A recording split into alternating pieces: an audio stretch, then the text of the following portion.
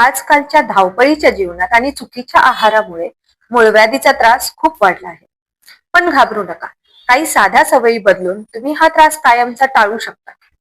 पोट साफ न होणे किंवा तासनतास एका जागी बसून राहिल्यामुळे मूळव्याध ही एक गंभीर समस्या बनत आहे. नमस्कार, मी डॉक्टर आरती वैष्णव. आज तुम्हाला अशा 5 सोप्या टिप्स सांगणार आहे ज्याने तुम्हाला मूळव्याधीचा त्रास हा कधीच होणार नाही. पण यासाठी व्हिडिओ मात्र शेवटपर्यंत नक्की पहा. सर्वप्रथम आपण पाहू की मूळव्याध होण्याची मुख्य कारणे काय आहेत. तर त्यापैकी आहे नंबर 1, बद्धकोष्ठता, शौचाच्या वेळी जास्त जोर लावणे. नंबर 2, आहारात फायबरची म्हणजे तंतुमय पदार्थांची कमतरता असणे.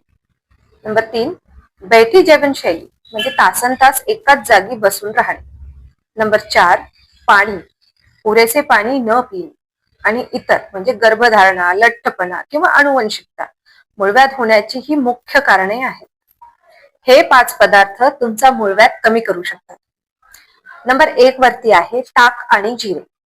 रोज दिवसा 1 ग्लास ताक आणि त्याच्यामध्ये 1 चमचा जिरेपूड टाकून तुम्ही जर का पिलात तर मूळव्याधाची लक्षणं ही कमी होऊ शकतात. ताकामध्ये गुड बॅक्टेरिया असतात. शिवाय ताक हे मल साफ करण्यासाठी सुद्धा फार मदत करतं. आणि जिरे हे गुदद्वाराच्या ठिकाणी असणारं इचिंग असेल, त्या ठिकाणी असलेल्या वेदना असतील किंवा रक्तप्रवाह हे कमी करायला मदत करतं. नंबर 2 वरती आहे कोमट पाणी. कोमट पाणी हे पचनक्रिया सुधारायला मदत करणार आहे. त्यामुळे तुमचं पोट चांगलं साफ होणार आहे.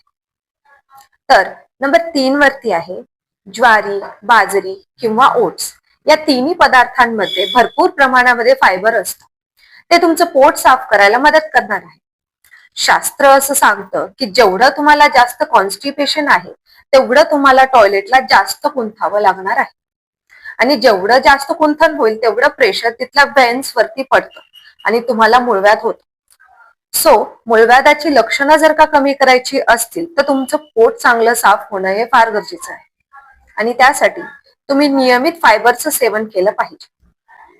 नंबर 4 वरती आहे मनुके आणि अंजीर. रात्री झोपताना 1 ग्लास पाण्यामध्ये 7 ते 8 मनुके आणि अंजीर भिजत घाला आणि ते दुसऱ्या दिवशी सकाळी उठल्यानंतर खाय.